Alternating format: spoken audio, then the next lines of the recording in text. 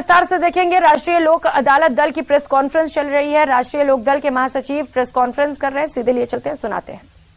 जा रहे हैं और जो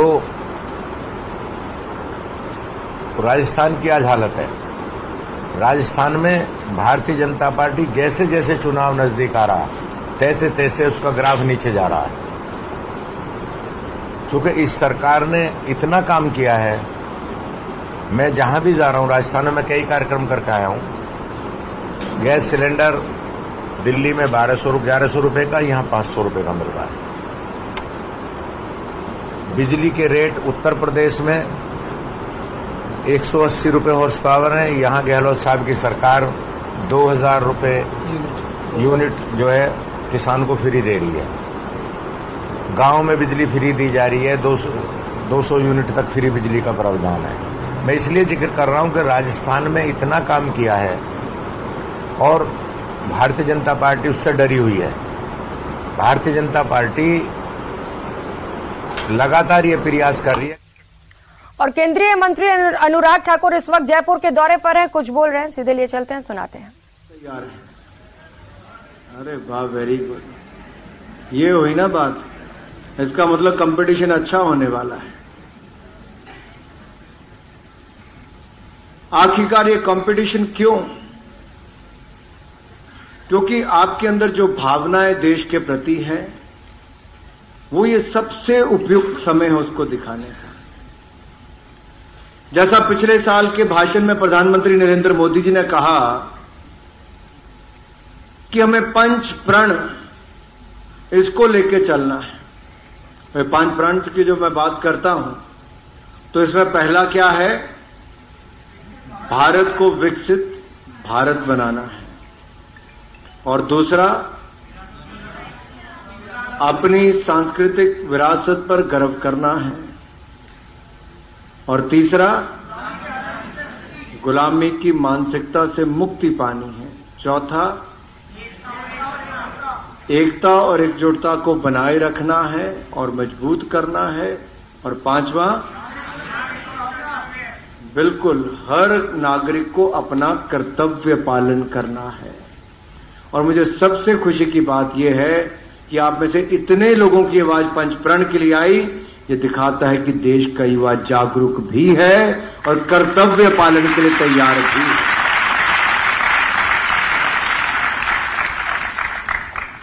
और जब जागरूक युवा होगा तो निश्चित तौर पर भारत का भविष्य सुरक्षित हाथों में होगा। मैं आपसे एक अपना किस्सा साझा करना चाहता हूं। मैं 2010 में युवा मोर्चा का राष्ट्रीय अध्यक्ष बना, भारतीय जनता युवा मोर्चा का। मैं दूसरी बार का सांसद बना था, तो मैंने पहला कार्यक्रम शुरू किया इंडिया फर्स्ट, कि सबके लिए देश प्राथमिकता होनी चाहिए। जब मैं वो कार्यक्रम लेके देश भर में कार्यक्रम कर रहा था, तो नीचे से एक आवाज आती थी कि कश्मीर, कई लोगों को ये लगता था कश्मीर की स्थिति क्या है, क्या वो कहां पे खड़ा है, वहां पे क्या होता है, वहां पे पथराव क्यों होता है, ये अलगाववादी घटनाएं क्यों होती हैं। और युवाओं के मन में ऐसे प्रश्न उठते थे। तो मुझे लगा कहीं ना कहीं कि अगर मैं धरातल पे इन कार्यक्रमों को लेके गया हूं, तो जनता की बात सुनने के बाद इस पे कुछ किया जाए। और स्थिति ये सामने आई कि पूरे देश भर में 15 अगस्त 26 जनवरी को तिरंगे झंडे लोग कोई अपने घर पे फहराता था, कोई चौराहे पे फहराता था, घरों पे तो बहुत कम फहराते थे उस समय। लेकिन कश्मीर में लाल चौक पे या अन्य जगह पर, वहां कई बार पाकिस्तान का झंडा लेके उसके ऊपर चढ़ जाते थे, कई बार सड़कों पे फहराते थे, और भारत के झंडे को कई बार आग लगाने का काम भी कर देते थे। और देश की और प्रदेश की सरकारें मूक दर्शक बन के रहती थी। जब मैंने कहा कि मैं कलकत्ता से कश्मीर की यात्रा करूंगा, डॉक्टर श्यामा प्रसाद मुखर्जी जो भारतीय जनसंघ के पहले अध्यक्ष हुए, उन्होंने अपनी इंडस्ट्री मिनिस्टर की पोस्ट को छोड़कर नेहरू जी की सरकार के समय जनसंघ बनाया। जनसंघ में से कश्मीर के मुद्दे के लिए कि एक देश में 2 विधान, 2 प्रधान, 2 निशान नहीं रह सकते। कलकत्ता के रहने वाले को कश्मीर से क्या लेना था? लेकिन देश को एक रूप में देखते थे, देश के हर राज्य को उसका अभिन्न अंग मानते थे। उनके लिए अपना बड़ा पद जरूरी नहीं था। वो बहुत छोटी उम्र में वाइस चांसलर बन गए थे कलकत्ता यूनिवर्सिटी के। उन्होंने अपना पद त्यागा और कहा कि मैं परमिट राज को खत्म करूंगा।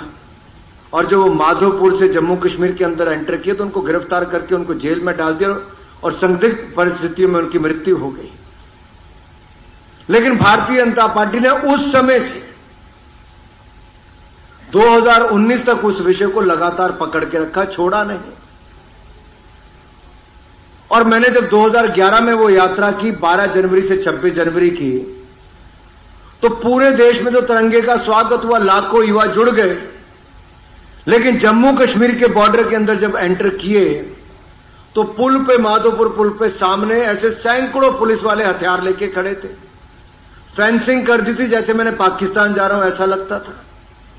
आने पर रोक लग गई थी। जम्मू कश्मीर में जहां जम्मू स्टेशन पे, हवाई अड्डे पर, माता वैष्णो देवी, कहीं और स्थानों पे हमारे कार्यकर्ता पहले पहुंचे, कोई कश्मीर पहुंचा, उनको गिरफ्तार करके जेलों में डाल दिया गया। अपने देश में तिरंगा फहराने के लिए 2011 में कांग्रेस की सरकार के समय देश में, और वहां पर एनसी की सरकार थी, नेशनल कॉन्फ्रेंस की। आप कल्पना कीजिए 2011 में देश 1947 में आजाद हो गया, लेकिन 2011 तक ये तिरंगा झंडा फहराने की वहां पर रोक लगती थी। और मुझे कहा गया तुम आओगे तो आतंकवादी तुम्हें गोली मार सकते हैं, मत आओ। उस समय के मुख्यमंत्री उमर अब्दुल्ला जी ने मेरे पिताजी को फोन किया और कहा कि आपका बेटा अपनी जान पर खेल कर आ रहा है, अच्छा नहीं है, उसको वापस बुला लीजिए। तो मेरे पिताजी ने कहा क्या करने आ रहा है? तो कहा नहीं, वो यहां पे लाल चौक पे तिरंगा फहराने आ रहे हैं। तो कहते अपने देश में तिरंगा फहराने पे गुनाह कहां पर है? तो उन्होंने कहा नहीं, उसकी जान को खतरा है। तो कहते कोई तिरंगा फहराने जा रहा है ना, मेरा बेटा है, जाने दो, तिरंगा फहराकर आना चाहिए।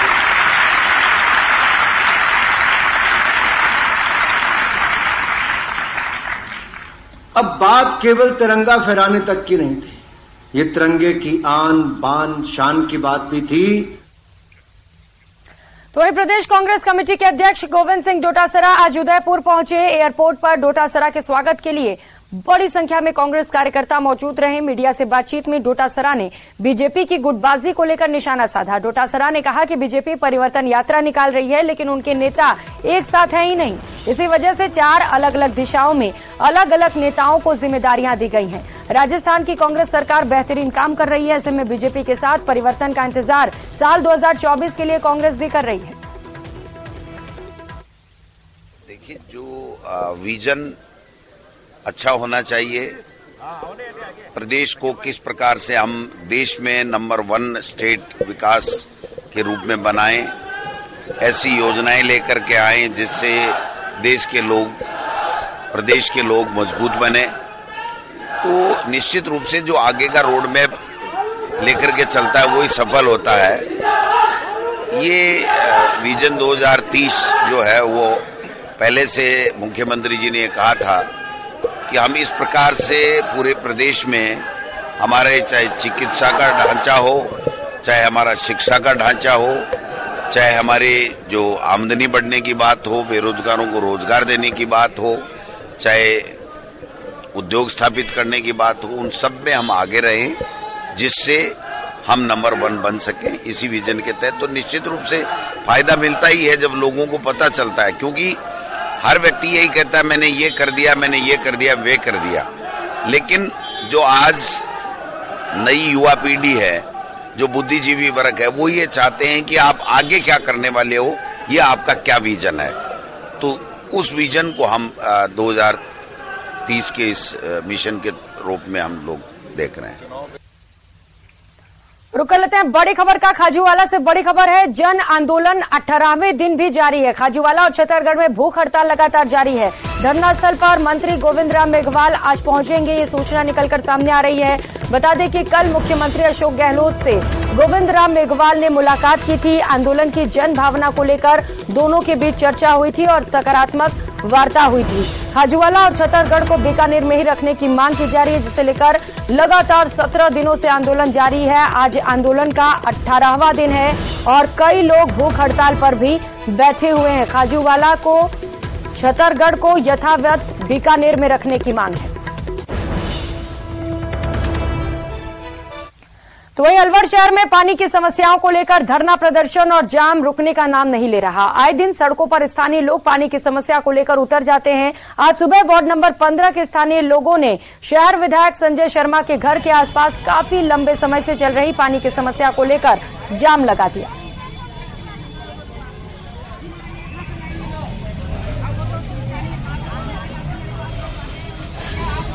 को इतना पानी के लिए तरसना पड़ रहा है, दूर दूर से ला रही है जनता, लेकिन नलों में एक बूंद पानी नहीं आ रहा। अब ये लोग मेरे पास में आते हैं, स्थानीय पार्षद होने के नाते मैं इनसे कहता हूँ भाई हमारे पास कोई समाधान नहीं है, आप ले चलो, जहाँ चलूंगा। नहीं आएगा तो गाड़ी वाड़ी इनका शीशा सब टूटेगा। हाँ, कहता अब आ जाएगा और नहीं आएगा तो शाम को तोड़ेंगे, सब ने मार धाड़ करेंगे। जब देखा कौन सा रोक है, रोक वाला को देखेगा हम, कोई आ जाओ यहाँ, कोई से भी ना रुकेगी जनता। तो इस बीच राजधानी जयपुर से बड़ी खबर सामने आ रही है, जहां पर वाटर की सप्लाई नहीं की जाएगी। चारदीवारी जामडोली ट्रांसपोर्ट नगर इलाके में 2 दिन तक बाधित रहेगी पानी की सप्लाई। सांगानेर, मानसरोवर, प्रतापनगर, जगतपुरा, मालवीय नगर, दुर्गापुरा, गोपालपुरा, वैशाली नगर, सी स्कीम, विद्याधर नगर, झोटवाड़ा, मुरलीपुरा, ये वो तमाम इलाके हैं जहां पर 2 दिनों तक पानी की सप्लाई ठप रहने वाली है। सप्लाई बाधित होने से लोगों की समस्याएं बढ़ सकती हैं। शहरी और ग्रामीण क्षेत्र में भी पेयजल सप्लाई बंद रहेगी। आज दोपहर बाद टैंकर से आपूर्ति बंद की जा सकती है। केवल ट्यूबवेल से ही पेयजल सप्लाई सुचारू रहेगी। तो जलदाय विभाग ने कोई वैकल्पिक व्यवस्था भी नहीं की है जिससे लोगों तक पानी पहुंच सके। बिसलपुर जयपुर पेयजल सप्लाई में मेंटेनेंस में करोड़ों की धांधली। अधिशिक्षण अभियंता सतीश जैन फिर से विवादों में, इसे लेकर निजी कंपनी को 37 करोड़ का भुगतान देना था। मैसर्स GCKC कंपनी को नियम विरुद्ध टेंडर जारी किए गए हैं। इस साल 7 बार शटडाउन हो चुका है। तो अधिकारी की लापरवाही की वजह से एक बार फिर से शटडाउन होने वाला है। 2 दिनों तक पेयजल की आपूर्ति ठप रहेगी। तो वहीं कोटा में दुष्कर्म में नाकाम रहने पर अपने ही कोचिंग छात्रा की गला दबाकर हत्या करने की सनसनीखेज वारदात को अंजाम देने के तकरीबन 1.5 साल पूर्व पुराने और बहुचर्चित मामले में आज कोर्ट ने बड़ा फैसला सुनाया। कोर्ट ने आरोपी को आजीवन कारावास की सजा सुनाई, साथ ही आरोपी पर जुर्माना भी लगाया। वारदात को अंजाम देने वाला आरोपी ट्यूशन टीचर गौरव जैन पिछले 1.5 साल से कोटा की सेंट्रल जेल में बंद है। 13 फरवरी 2022 को अपनी ही शिष्या कोचिंग छात्रा की हत्या करने की वारदात को अंजाम देकर फरार था। छात्रा का शव कोचिंग क्लासेस में हाथ पैर बंधे हुए मिले थे। दुष्कर्म करने पर नाकाम होने पर आरोपी ने गला काटकर छात्रा की हत्या कर दी थी और मौके से फरार हो गया था, जिसके बाद पुलिस ने आरोपी को 10 दिन बाद गुरुग्राम से गिरफ्तार कर लिया था। से बिल्कुल संतुष्ट है। न्यायपालिका में हमारा पूरा विश्वास है। कोर्ट ने आज जो सजा दी है मरते दम तक जेल में रहने की एक्यूज को, इससे हम बिल्कुल संतुष्ट हैं। और कुछ कहना चाहूँगा पुलिस की कार्रवाई को लेकर?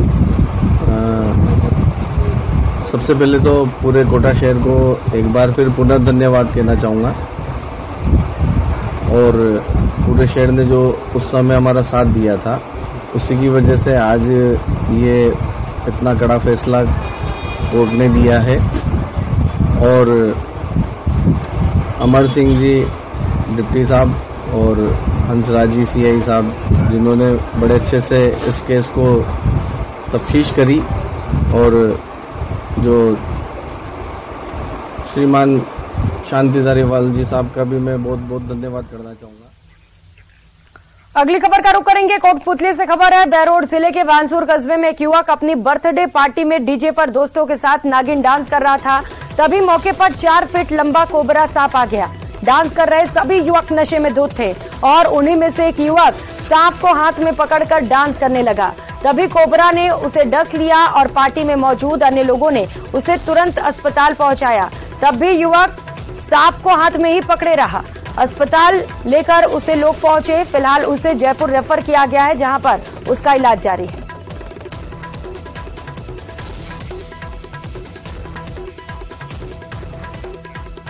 तो वहीं संभाग के सबसे बड़े एमबीएस अस्पताल में लगातार हो रही चोरी और जेब तराशी की वारदातों पर अंकुश लगाने के लिए अस्पताल अधीक्षक ने गार्डों की संख्या में इजाफा किया है।